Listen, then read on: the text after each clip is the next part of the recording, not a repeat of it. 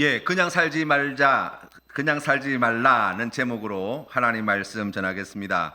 여러분, 우리가 지금 이제 에스겔서 말씀 우리가 함께 묵상하고 있는데요.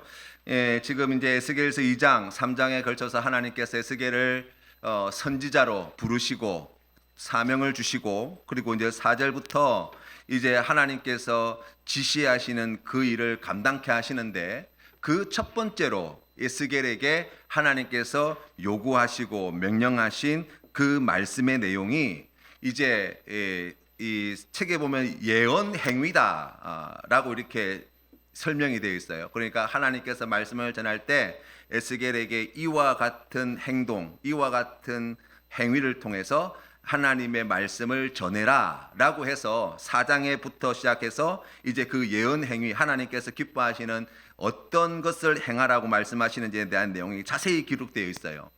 특별히 오늘 우리가 읽은 4장에는 4가지 중요한 예언 행위를 이제 에스겔에게 요구하시는 장면을 볼 수 있습니다. 그 첫 번째가 이제 그때 이제 바벨론의 포로로 잡혀가 있는데요. 이 바벨론 사람들이 사용하는 흑벽돌, 그 흑벽돌에다가 예루살렘 도성을 그리고 그 주변에 사다리를 세우고 토성을 쌓고 공성태를 둘러 세우고 철판을 두르는 일을 하라는 거예요. 그리고 난 뒤에 자신의 몸을 묶어서 390일 동안 왼쪽으로 누워 지내고, 또 그게 끝나면 다시 40일 동안 오른쪽으로 누워 있으라는 거예요. 그리고 그렇게 390일, 40일 동안 누워 있는 동안 밀, 보리, 콩, 팥, 조, 귀리로 가루를 만들어서 하루에 약 한 250g의 가루로 일용할 양식을 삶고, 또 하루에 500ml 정도의 물만 마시면서 그 시간들을 지내라는 거예요. 그리고 끝으로 그 떡을 구울 때에 특별히 하나님께서 요구하신 것은 사람의 똥으로 말린 것을 불쏘시개로 사용하여서 그 떡을 구워 먹으라고 명령하셨는데, 이 에스겔 선지자가 하나님 그것만큼은 제가 할 수 없습니다 라고 간곡하게 부탁드리자 하나님께서는 이 쇠똥으로 그 떡을 구워 먹도록 하라고 명령하셨다는 거예요. 그리고 이 에스겔 선지자가 그 말씀에 순종하여서 그 일을 했다는 것입니다.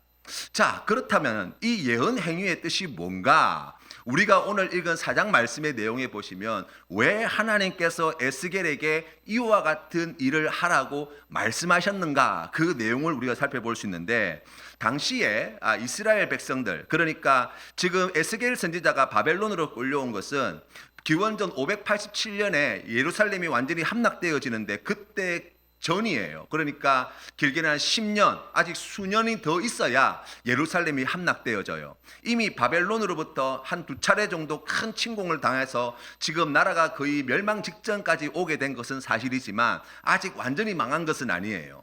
그런데 바벨론으로 끌려온 백성들과 이스라엘 땅에 남아있는 백성들 사이에 어떤 기대가 있었냐면, 하나님께서 아브라함의 자손인 우리를, 하나님께서 택하신 백성인 우리를 그냥 버려두시겠나. 그동안 지난 역사를 볼 때 지금과 같이 험하고 어렵고 위태로운 때가 한두 번이었냐.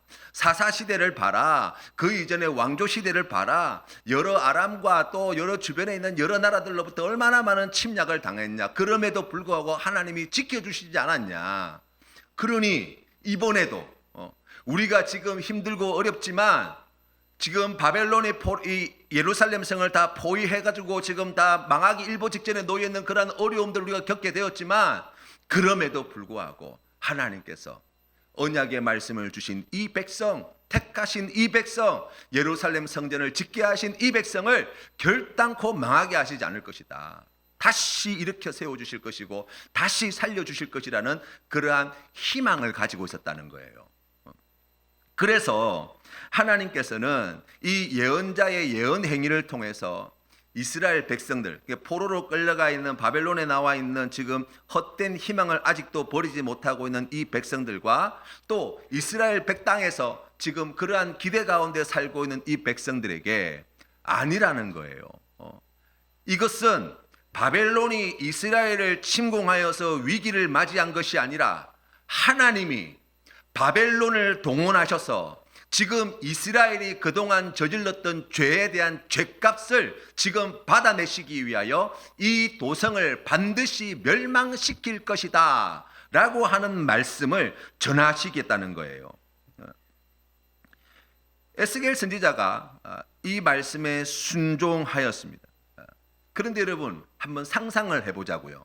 우리가 오늘 읽은 본문 말씀에 이제 왼쪽으로 390일, 오른쪽으로 40일 뭐 내용이 나와 있고 그 앞에 이제 벽돌에 그림을 그리고 하는 장면들이 나와 있는데 4장 말씀의 내용을 여러분 상상을 해보세요. 에스겔이 어떻게 이 일을 감당했을까 생각해 보면 지금 나이가 30이 넘은 사람이에요, 그죠? 그런데 이 벽돌, 흙벽돌에다가 예루살렘 성을 갖다가 막 새겨 놓는 거예요. 그리고 그것을 중간에 놓고 주변에다가 막 사다리 같은 것도 놓고 뭐 나무 꼬챙이 같은 것도 올려놓고 그 옆에 또 흙으로 토성 같은 것도 삼고 거기에다가 집에서 이렇게 곡식 볶을 때 쓰는 그런 쇠접시 같은 거, 철판이라고 나와 있는 게 납작한 접시, 냄비 같은 것들이거든요. 그런 것들을 삥 둘러싸가지고 그 도성을 지키고 바라보고 있단 말이죠. 여러분 그 장면이 어떻게 보였을까요?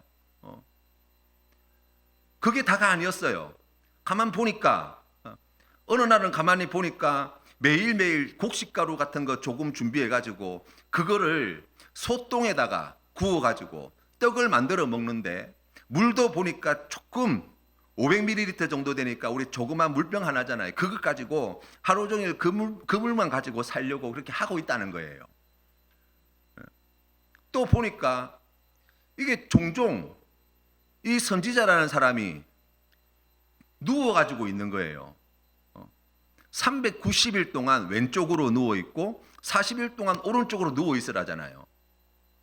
그러면 여러분 그 장면들을 한번 여러분 머릿속에 한번 생각해 보시라고. 여러분이 만약 바벨론 땅에 있는데 지금 에스겔 선지자가 그와 같은 일을 하고 있는 것을 여러분 눈앞에 본다면 여러분 뭐라고 말씀하시겠어요? 어디 아프나? 당장 그렇게 이야기하지 않겠냐고요. 왜 저러지? 그리고 많은 사람들로부터 별로 주목받지도 못했을 거예요. 원래 그런 사람인갑다. 좀 이상한 사람이네. 라고 하면서 그냥 다들 지나쳐 버렸을 거라고요.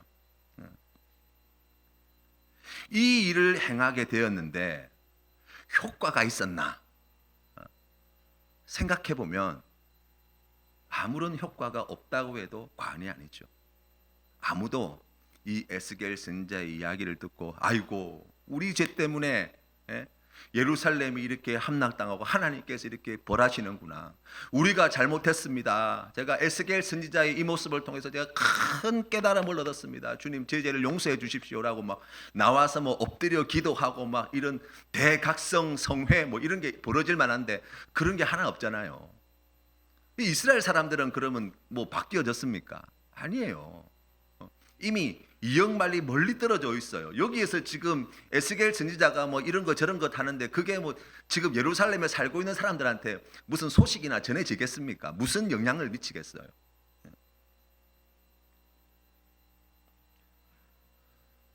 그런데 에스겔 선지자가 그 일을 했다는 거예요. 했다는 거.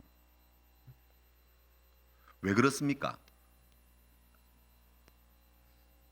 뭐 대단한 일도 아니에요. 뭐 엘리야 선지자처럼 850대 1 막 갈멜산에서 막 기도해가지고 불 떨어져가지고 막 그거 막 다른 우상 섬겼던 제사장들 막 죽이고 막 그런 엄청나고 쇼킹한 일들을 한 것도 아니에요. 그렇죠?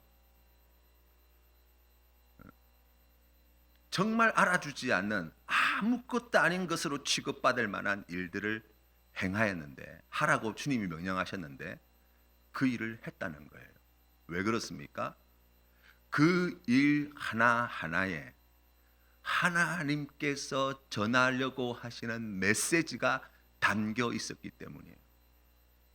사람들은 아무것도 아닌 것이라고 생각하고 누구도 주목하지 않았고 그 속에 담겨 있는 하나님이 전하려고 하는 말씀을 듣는 사람들이 없었지만 그러나 누구는 압니까? 에스겔 선지자는 아는 거예요. 에스겔 선지자는. 하나님이 나에게 이와 같은 일을 명하신 것은 이 일 가운데 하나님께서 전하시고자 하시는 뜻이 있기 때문이고 그 말씀을 전하기 위해서 하나님께서 나에게 이 일을 하라고 명령하시는구나. 그래서 그 말씀에 순종하였다는 것입니다. 에스겔 선지자가 부름받을 때 에스겔 2장에 보시면 이제 소명을 받는 장면이 나오는데요. 하나님께서 에스겔 선지자를 부르시면서 4절, 5절, 7절 말씀에 이렇게 말씀하십니다. 이 자손은 얼굴이 뻔뻔하고 마음이 굳은 자니라. 내가 너를 그들에게 보내노니 너는 그들에게 이르기를 주 여호와의 말씀이 이러하시다 하라. 그들은 패역한 족속이라. 그들이 듣든지 아니 듣든지 그들 가운데 선지자가 있음을 알지니라. 아멘. 7절 말씀에는 그들이 심히 패역한 자라. 그들이 듣든지 아니 듣든지 너는 내 말로 고할지어다. 아멘. 자, 여기에 보시면 듣든지 아니 듣든지 전하라고 하시는 이 말씀에 담겨 있는 행간의 의미는 무엇입니까? 네가 전하면 이 백성들이 잘 들을 거라는 이야기입니까? 아니에요. 패역한 족속들, 마음이 강팍한 족속들, 하나님께서 그동안 역사 가운데 많은 선지자를 통해서 많은 이적과 기사와 표적을 통해서 하나님의 뜻을 전하시고 그 말씀을 주셨음에도 불구하고 하나님을 버린 족속들, 이 족속들은 네가 아무리 외쳐도 듣지 않을 것이라는 거예요. 그럼에도 불구하고 전하라는 거예요. 에스겔서 3장에 보시면 에스겔서 3장 5절부터 7절까지 보다 구체적으로 이런 말씀을 주십니다. 너는 너를 언어가 다르거나 말이 어려운 백성에게 보내는 것이 아니요 이스라엘 족속에게 보내는 것이라. 너를 언어가 다르거나 말이 어려워 내가 그들의 말을 알아듣지 못할 나라들에게 보내는 것이 아니니라. 내가 너를 그들에게 보냈다면 그들은 정녕 내 말을 들었으리라. 그러나 이스라엘 족속은 이마가 굳고 마음이 굳어 내 말을 듣고자 아니하리니 이는 내 말을 듣고자 아니함이니라. 아멘. 네가 아무리 외쳐도 씨알도 안 먹힐 사람들이다. 내가 그들에게 너를 보낸다. 그들에게 말씀을 전하라고 우리가 오늘 4장 말씀에 나와 있는 이와 같은 예언 행위를 하라고 우리 주님께서 명령하셨다는 거예요.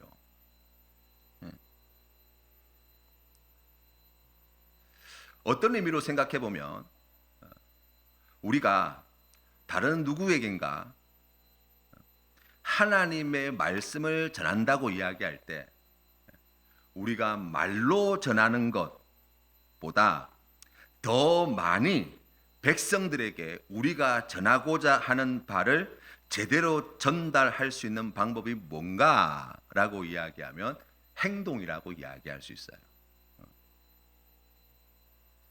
그러니까 말이 통하지 않는 이 족속들, 마음이 강팍하고 머리가 굳어서 하나님께서 주시는 말씀에 귀 기울이지 않는 이 족속들에게 그럼에도 불구하고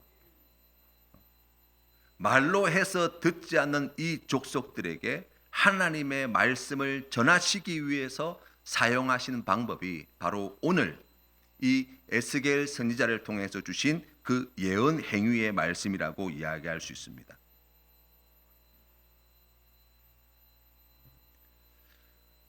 오늘날 한국 교회는 탈종교 사회로 가고 있습니다. 전 세계적으로 보면 기독교 인구는 점점 늘어나고 있는 추세에 있어요. 그런데 대한민국은 오히려 급감하고 있죠. 다른 종교를 믿는 게 아니에요. 아예 종교 자체에 관심을 두지 않는 시대에 우리가 지금 그런 시대를 우리가 살고 있는 거예요. 우리가 뭘 한다고 해서 우리가 무슨 메시지를 전한다고 해서 사람들이 별로 관심 있어 하지 않습니다. 뭐 안 좋은 뉴스 나온다고 해서 거기에 대해서 놀라지도 않아요. 그냥 그런갑다 그렇게 다들 생각하고 넘어가는 거예요. 왜요? 더 이상 관심이 없거든요. 우리가 지금 그런 시대 가운데 살고 있습니다. 그런 시대 속에서 우리가 예수 그리스도의 복음을 전해야 한다면 우리가 오늘 주시는 말씀을 통해서 다시 배우게 되어지는 것,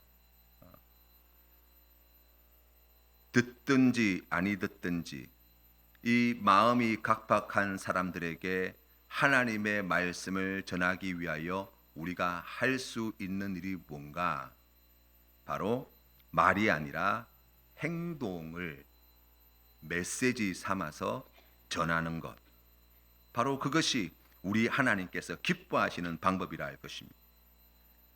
예수님을 믿는 그리스도인의 정체성이 무엇입니까? 우리의 사명이 무엇입니까? 우리 주님께서는 땅 끝까지 이르러 내 증인이 되라고 말씀하셨습니다. 다시 말하면 땅 끝까지 이르러 예수 그리스도를 증언하는 사람, 예수 그리스도를 전하는 사람, 그들이 바로 예수님을 구주로 영접한 그리스도인이다 라고 말씀하고 있는 거예요. 우리 예수님이 누구십니까? 우리의 구원자이시라는 거예요. 우리의 구원자시라는 거예요. 성경에 보면 마가다락방에 성령께서 강림하시고 난 뒤에 사도들이 나가서 복음을 전거할 때 베드로가 제일 먼저 한 설교 내용이 사도행전 2장에 나와 있어요. 이 사도행전 2장의 말씀에 보시면 이 베드로가 사도행전 2장 29절 말씀에 이렇게 하나님 말씀을 전합니다. 형제들아, 내가 조상 다윗에 대하여 담대히 말할 수 있노니 다윗이 죽어 장사되어 그 묘가 오늘까지 우리 중에 있도다. 그는 선지자라. 하나님이 이미 맹세하사 그 자손 중에서 그 한 사람을 그 위에 앉게 하리라 하심을 알고 미리 본고로 그리스도의 부활을 말하되 그가 음부에 버림이 되지 않고 그의 육신이 썩음을 당하지 아니하리라 하더니 아멘. 무슨 말씀이냐면 모든 이스라엘 백성들이 다 알고 있고 추앙하고 있는 이 다윗, 너희들이 다윗을 알지 않냐? 그런데 다윗이 그의 삶을 통해서 우리에게 말하고 있는 바는 다름이 아니라 바로 너희들이 십자가에 못 박아 죽인 예수 그리스도가 우리의 구원자라고 하는 이 복음이었다는 것을 이야기하는 거예요. 뿐만 아니라 3장 말씀에서 보시면 모세에 대하여, 선지자들에 대하여, 사무엘에 대하여 이야기할 때도 그러한 선지자들과 모세 또한 그들의 삶을 통해서 그들이 간절히 전하고 싶었던 메시지의 핵심이 무엇이냐라고 하면 바로 너희들이 십자가에 못 박아 죽인 예수 그리스도가 우리의 구원자이시라는 사실이었다 라고 말씀하고 있다는 거예요. 그렇게 생각해 보면 사도행전에 나와 있는 초대교회의 충성된 종으로 쓰임받았던 사도들, 우리가 잘 알고 있는 베드로와 야고보와 또 거기에 나와 있는 사도 바울과 여러 주님께서 기뻐하시는 충성된 종들이 그 험하고 힘들고 어려운 조건 속에서도 그 모진 순환과 고통과 고난 속에서도 맡겨주신 귀한 사명 감당하며 살아가게 되어질 때 그들이 간절히 바랬던 한 가지 소원, 나의 삶을 통해서 예수님이 우리의 구원자이시라는 그 복음을 전하기 원했다는 사실을 우리가 발견할 수 있어요.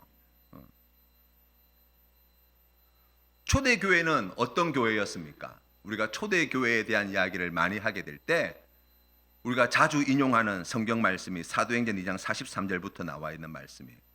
사람마다 두려워하는데 사도들로 말미암아 기사와 표적이 많이 나타나니 믿는 사람이 다 함께 있어 모든 물건을 서로 통용하고 또 재산과 소유를 팔아 각 사람의 필요를 따라 나눠주며 날마다 마음을 같이하여 성전에 모이기를 힘쓰고 집에서 떡을 떼며 기쁨과 순전한 마음으로 음식을 먹고 하나님을 찬미하며 또 온 백성에게 친송을 받으니 주께서 구원받는 사람을 날마다 더하게 하시니라는 말씀 우리가 잘 압니다.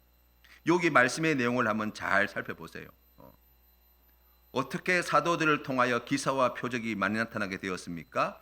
그들이 예수 그리스도 그분이 우리의 구세주 구원자라는 복음을 전하게 될 때 이와 같은 능력이 나타났다는 거예요.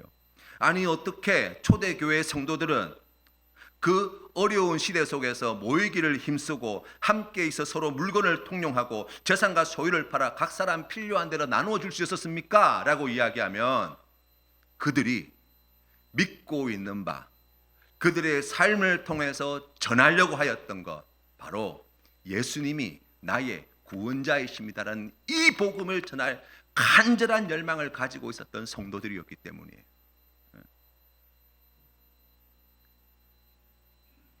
날마다 마음을 같이하여 성전에 모이기를 힘썼던 이유, 예수님이 나의 구원자이십니다 라고 하는 이 귀한 복음을 삶으로 나타내기 위함이었어요. 그 결과가 무엇입니까? 하나님을 찬미하며 또 온 백성에게 칭송받게 되었다는 거예요. 믿는 자의 수가 날마다 더하게 되었다는 거예요.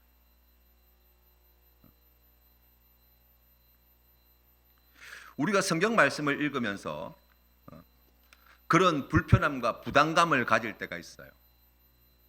이렇게 살아라, 저렇게 살아라는 말씀들 말입니다.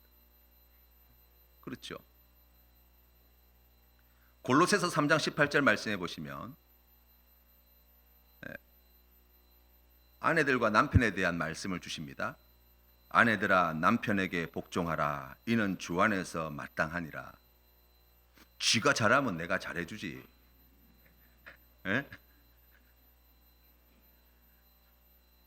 남편이 잘해주면 복종하라는 게 아니잖아요. 왜 복종해야 합니까? 한없이 부족하고 흠이 많고 문제도 많은 이 사람한테 내가 복종해야 될 이유가 뭐 있습니까? 내가 더 똑똑하고 내가 더 지혜로운데 저 사람이 내 말 들어야지. 그런 생각 들지 않습니까? 왜 복종해야 돼요? 예수님이 나의 구원자이시라는 이 복음을 우리가 나타내 전하기 위해서예요. 남편들아 아내를 사랑하며 괴롭게 하지 말라. 만날 도끼 눈으로 쳐다보고 하는데 좋은 말이 나옵니까? 왜 해야 돼요? 왜 사랑하고 아내를 괴롭지 않도록 하기 위해서 애를 써야 합니까? 다른 게 아니에요. 예수 믿어서 우리가 착하게 살아야 한다가 아니에요. 세상 사람들보다 우리가 조금 더 도덕적으로 윤리적으로 고상하게 살아야 한다는 게 아니에요. 성경은 우리에게 그런 걸 이야기하지 않습니다. 예수님이 나의 구원자이시라는 이 귀한 복음을 전하기 위해서예요. 자녀들아 모든 일에 부모에게 순종하라. 이는 주 안에서 기쁘게 하는 것이니라. 왜 자녀들이 부모님 말씀에 순종해야 합니까?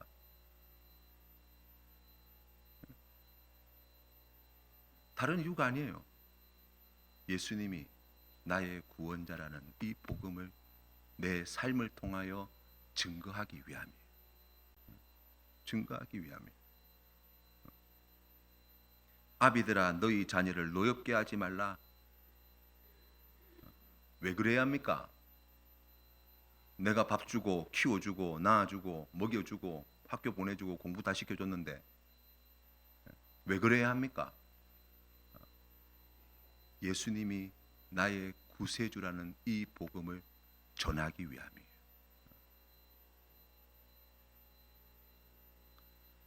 종들아 모든 일에 육신의 상전들에게 순종하되 사람을 기쁘게 하는 자와 같이 눈가림만 하지 말고 오직 주를 두려워하여 성실한 마음으로 하라.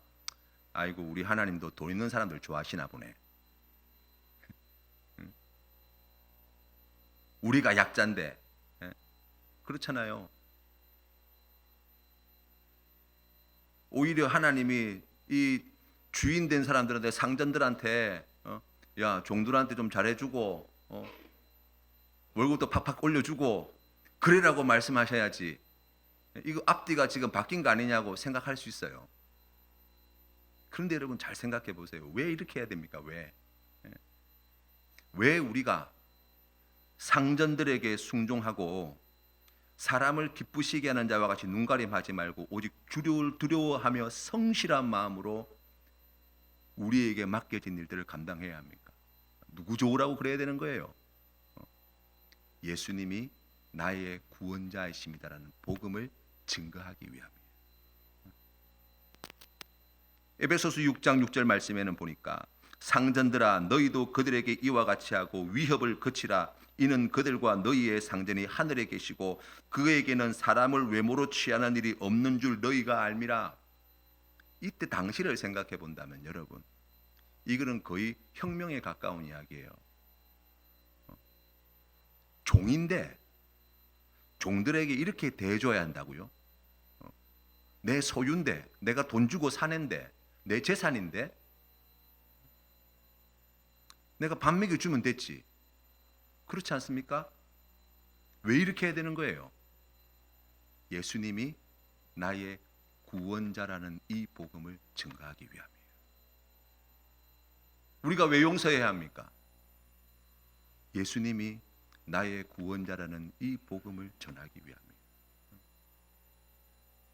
왜 우리가 사랑해야 합니까? 예수님이 나의 구원자시라는 이 복음을 우리의 삶을 통해 드러내기 위함이에요. 왜 우리에게 있는 좋은 것을 함께 나누어야 합니까? 예수님이 나의 구원자이심이라는 이 복음이 증거되도록 하기 위함이에요. 여러분, 오늘 주시는 말씀 가운데 하나님께서 우리에게 기뻐하시는 뜻이 무엇인지 잘 분별하시기를 바랍니다. 디모데후서 4장 2절 말씀에 너는 말씀을 전파하라. 때를 얻든지 못 얻든지 항상 힘쓰라. 범사에 오래 참음과 가르침으로 경책하며 경계하며 권하라 말씀하셨습니다. 로마서 14장 7절 말씀에 우리 중에 누구든지 자기를 위하여 사는 자가 없고 자기를 위하여 죽는 자도 없도다. 우리가 살아도 주를 위하여 살고 죽어도 주를 위하여 죽나니 그러므로 사나 죽으나 우리가 주의 것이로다. 이를 위하여 그리스도께서 죽었다가 다시 살아나셨으니 곧 죽은 자와 산 자의 주가 되려 하심이라 말씀하셨습니다. 우리의 살아가는 모든 삶의 자리 순간순간 그 모든 삶의 한 자락까지도 예수님이 나의 구원자이십니다라는 메시지를 담아내지 못한다면 우리 하나님께서 기뻐하시는 그리스도인의 삶이라고 이야기할 수는, 때를 얻든지 못 얻든지 사는 것도 죽는 것까지도 예수님이 나의 구원자이십니다 라는 복음을 전하는 그 귀한 메시지를 담아내는 그릇으로 사용하라고 말씀하시는 거예요.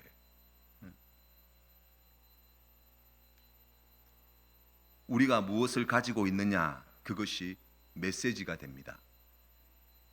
그것을 어떻게 사용하고 있느냐, 그것이 메시지예요. 우리가 무엇을 즐기고 있느냐, 그것이 우리가 전하고 있는 메시지의 내용이에요. 우리가 누구와 관계를 맺고 있고 어떻게 관계를 맺고 있느냐, 그것이 우리가 삶으로 드러내는 메시지라고요. 우리가 어디를 가고 있느냐, 어떤 공동체에 몸담고 있느냐, 그것이 우리가 전하고 있는 세상 가운데 나타내고 있는 메시지라고요. 그 모든 것에 무엇을 담아야 한다고요? 예수님이 나의 구원자이시다 라는 메시지를 담아내셔야 돼요. 그냥 살아서는 안 됩니다.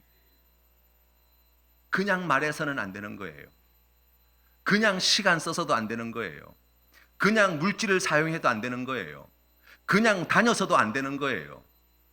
생각하셔야 합니다. 말하기에 앞서서, 돈 쓰기에 앞서서, 시간을 사용하기에 앞서서 하나님 앞에서 깨어 다시 생각하셔야 돼요. 어떻게 해야 여기에 예수님이 나의 구원자시라는 이 귀한 메시지를 담을 수 있을까? 그냥 만나서는 안 되는 거예요. 이 만남을 통하여 어떻게 해야, 어떻게 만나야 예수님이 나의 구원자시라는 이 메시지를 담을 수 있을까? 그냥 놀아서도 안 돼요. 이 시간을 통하여서 어떻게 해야 예수님이 나의 구원자시라는 이 메시지를 이 시간 가운데 담아낼 수 있을까 생각하고 하나님께 지혜를 구하고 하나님께서 깨닫게 해주시고 말씀하여 주시고 가르치시는 그 귀한 말씀에 순종하며 나아갈 때 아무것도 아닌 우리의 삶의 자락들이지만 늘 반복되어지는 우리의 일상의 삶이지만 그 삶을 통하여 예수님이 우리의 구원자이시다 라고 하는 이 귀한 복음이 증거되어지는 놀라운 은혜를 누리게 될 것입니다. 오늘은 대강절 첫 번째 주일입니다. 2000년 전 이 땅에 오신 예수 그리스도를 우리가 기억하고 장차 세상의 심판주로 다시 오실 예수 그리스도를 간절히 기다리며 주님 앞에 나아가는 은혜의 시간들이에요. 우리가 이번 이 대강절 기간을 맞이하며 보내게 될 때 하나님 앞에 그와 같은 결단으로 나아갑시다. 하나님, 제가 그냥 살지 않겠습니다. 제가 그냥 말하지 않겠습니다. 제가 그냥 행동하지 않겠습니다. 제가 그냥 시간 쓰지 않겠습니다. 제가 그냥 즐기며 웃으며 지내지 않겠습니다. 내 모든 삶의 자리, 별 볼 일 없는 내 인생이지만 아무것도 아닌 내 삶이지만 이곳에 예수님이 나의 구세주이십니다.